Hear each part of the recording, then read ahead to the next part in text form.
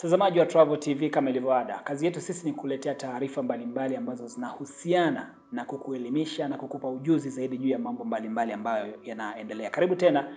Leo tumetembelea kwa mzee John Masao. Yeye ni mtaalamu wa nyuki. Atakwenda kutueleza mambo mengi zaidi kwa kina na kwa urefu zaidi juu ya yale mambo ambayo anayafanya. Mimi naitwa Mbushi Kwelasa na nyuma ya kamera ni Beni Kashililika. Mzee tu tumekutembelea. Habari za majukumu, habari za Tejo?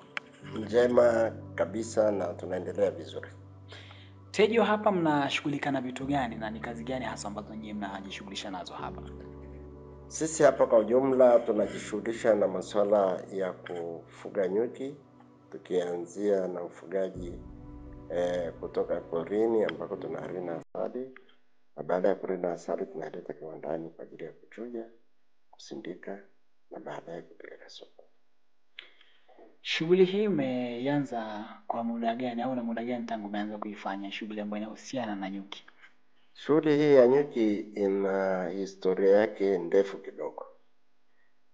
Shughuli hii tulianza muda mrefu wakati nikiwa nafundisha chuo cha misitu kilichoko Arusha.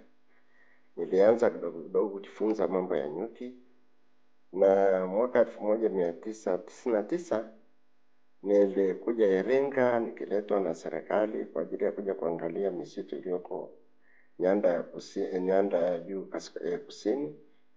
Na nilipokuja hapa nilipewa kazi moja ya kuanzisha mazingira asilia ya Kilombero. Katika kuanzisha mazingira asilia ya Kilombero, moja ya changamoto ambazo nilikutana nazo katika uanzishaji wa mazingira asilia ya Kilombero ilikuwa ni kwamba misitu mingi ilikuwa inachomwa moto, na ilikuwa inachomwa na wenyeji wakati wako katika shughuli zao za kawaida za kutayarisha mashamba kwa ajili ya kilimo. Na ile lilifanya kwamba mioto ile ilikuwa inaingia katika misitu ambayo ni misitu ya serikali, na ni misitu ambayo ilikuwa ni kwa ajili ya kuanzisha mazingira asilia.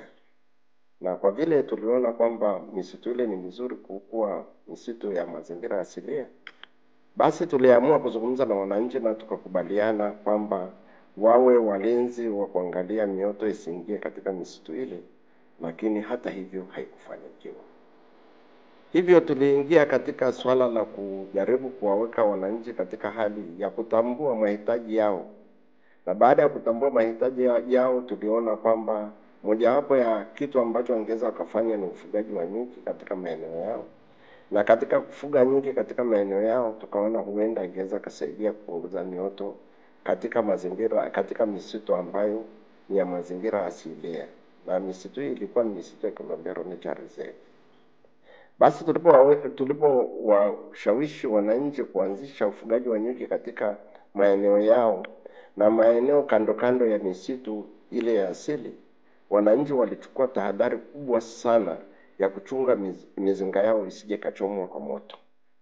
Na katika hali ya kuhakikisha kwamba mizinga yao haichomwi kwa moto, waliweza kupunguza kwa kiwango kikubwa sana uchomaji wa moto katika misitu ya asili ambayo ilikuwa misitu ya serikali. Hapo awali tulikuwa tunapata mioto sehemu mbalimbali, zilikuwa zinapata mioto hadi kufikia 60% ya eneo la misitu lilikuwa linachomwa moto kila mwaka wakati wa jua kali.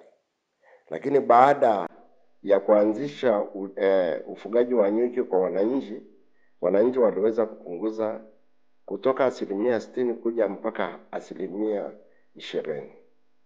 Sasa tatizo kubwa lililojitokeza baada ya wananchi kuanza kufuga ilikuwa ni watu wapeleke asali yao.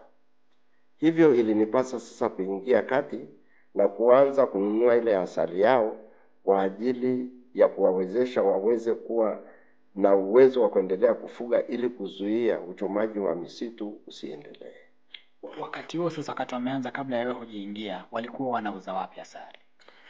Wakati ambapo kabla mimi sijaingia katika swala zima la kuangalia hii mazingira asilia ya Kilombero, wananchi walikuwa wanavuna asali zao kutoka kwenye mapango ya nyuki na kwa kutumia mizinga ambayo ni ile ya kienyeji walikuwa wanatengeneza kutokana na magogo.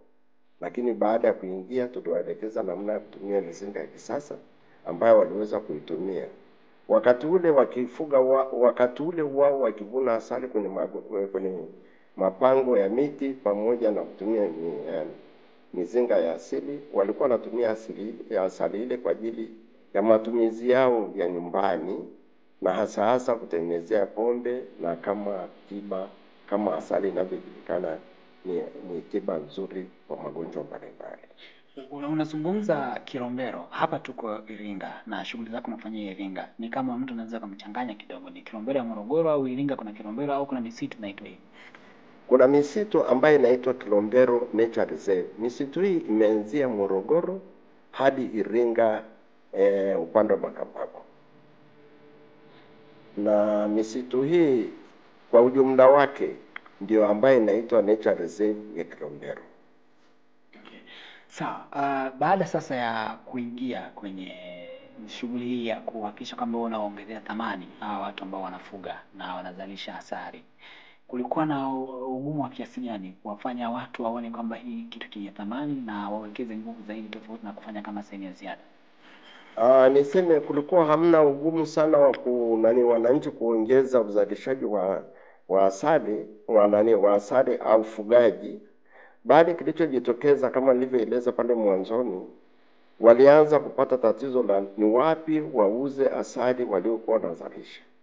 Na ilipofikia kwamba sasa wananchi wameanza kupata asali ya kutosha kutokana na juhudi zao za ufugaji, basi walifikia mahali wakaona kumbe tena kuna tatizo la kwamba walichokuwa wanategemea kwamba wangeweza kupata fedha kutokana na kazi yao ya ufugaji, ikaonekana kana kwamba haina maana kwao.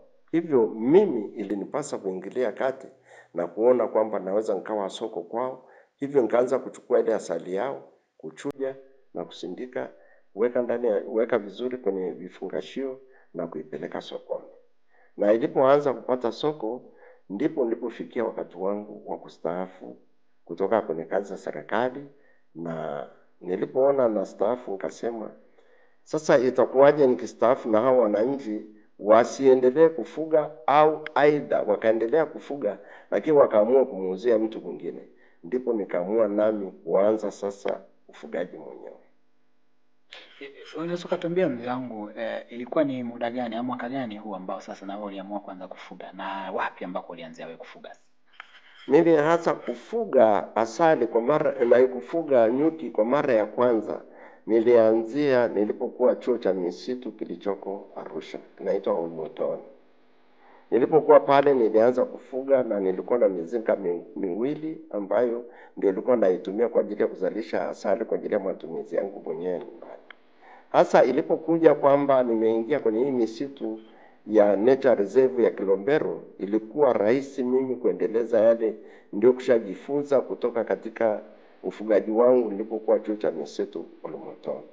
Hivyo niliamua sasa kuanza kufuga tangu mwaka 1914 ndipo nilipoanza rasmi kufuga. Na wakati huo nikianza kufuga rasmi, wakati huo nilikuwa tayari nishastaafu, sipo tena kwenye kazi za serikali. Hapo ni 2014 au 2014 ndipo anza mwenyewe rasmi kuanza ufugaji. Okay. Unamfuga mdudu nyuki, ana vitu vingi ambavyo watu inawezekana maswali yakawa mengi sana kuhusiana na nyuki. Unaweza ukatueleza kidogo, nyuki ni mdudu wa aina gani na wewe ambao umekuwa ukimfuga? Nyuki ni mdudu ambaye kwa kweli wengi tunamuelewa kama ni mdudu ambaye ni mkali na ana madhara kwa watu. Lakini kwa ujumla nyuki nyuki ni mbaya pale unapokuwa umemchokoza. Na kwa kawaida nyuki ni mkali. Hivyo hatutakiwi pia kumchezea nyuki tukifikiri kwamba nyuki ni mdudu kama wadudu wengine.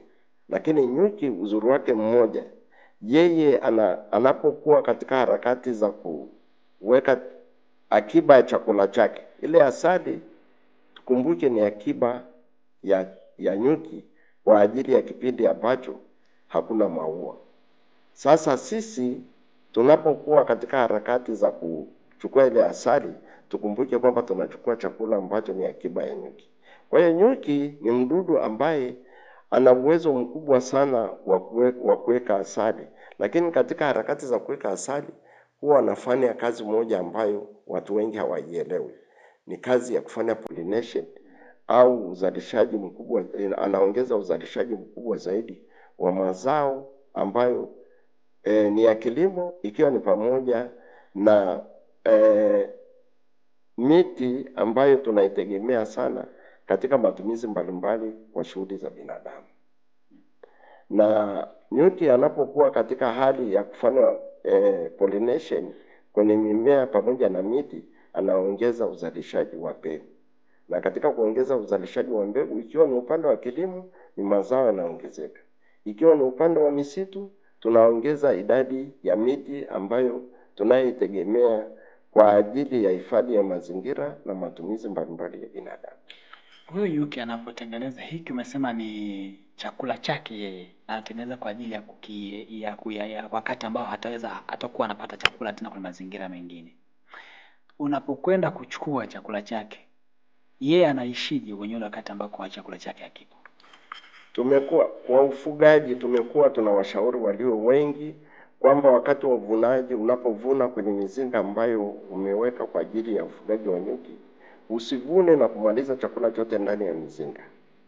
Kwa kawaida mizinga ambayo tunayotengeneza ambayo ni kwa ajili ya uzalishaji, tunatenga sehemu ya malkia na sehemu ya uzalishaji wa asali. Ile sehemu ambayo tumeitenga kwa ajili ya asali ndio tunayevuna tu. Ile sehemu inayobakia ambayo ni sehemu ya malkia, huwa hatuchukui asali au chochote ndani ya sehemu hizo, ili kumwezesha nyuki pamoja na malkia aweze kukaa bila kuhama. Vinginevyo ukiondoa asali yote kwenye mzinga, mmoja kinachotokea ni kwamba nyuki huwa wanahama. Na sisi kwa vile hatutaki nyuki wahame, tunatenga sehemu ya malkia, na katika kutenga sehemu ya malkia, sehemu hiyo malkia hawezi kupita kwenda upande wa pili. Kwa hiyo hii inatupa manufaa kwamba upande ule mmoja ambao tumeutenga kwa ajili ya asali ile huwa haiwi na yale lava au matoto ya nyuki ambayo yanaweza kusababisha wakati wa uvunaji asali ukachanganya ile lava pamoja na asali, na walio wengi huwa wanachuja kwa pamoja na kusababisha ongezeko la maji kwenye asali, ambako asali ile huwa inapoteza ubora wake. Kwenye hii kuvuna chakula ama kwa maana ya asali, inachukua muda gani nyuki kutengeneza asali, kwamba anapoingia kwenye mzinga mpaka asali inapokuwa imetengenezwa kutosha unaweza kuvuna? Inategemea. Hii inategemea kutokana na hali halisi ya maeneo ambayo unayofugia, aina ya mimea, upatikanaji wa mvua au upatikanaji wa mvua ambao unaosababisha kuwepo na utokaji wa maua ya kutosha. Kuna sehemu ambapo kuna mvua mwaka mzima, zinaweza zikanyesha mvua za kutosha, na kama kuna mvua za kutosha, huwa kwa kawaida nyuki hawaweki asali nyingi, kwa sababu wana uhakika wa maua mwaka mzima na wana uhakika wa chakula kwa mwaka mzima. Nyuki yuko kama binadamu.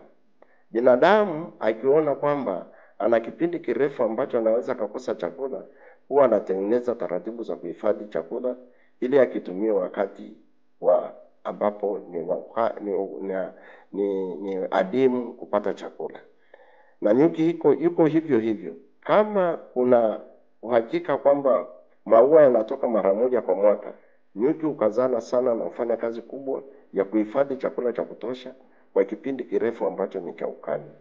Lakini kama nyuki akiona kwamba kuna mvua za kutosha na maua yanatoka maua ya kutosha, nyuki haweki chakula cha kutosha, kwa sababu ana uhakika wa kupata chakula cha kutosha kutokana na maua ambayo yanapatikana mara kwa mara.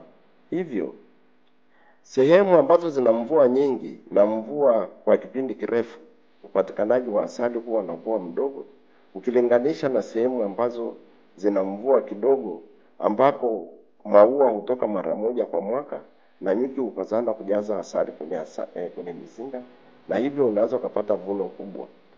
Hivyo uvunaji hapo ndipo sema sasa unategemea. Kama ni sehemu zenye mvua kubwa, unaweza ukavuna mara 2 hata mara 3 kwa mwaka. Sehemu ambazo zina mvua ndogo unavuna mara moja kwa mwaka.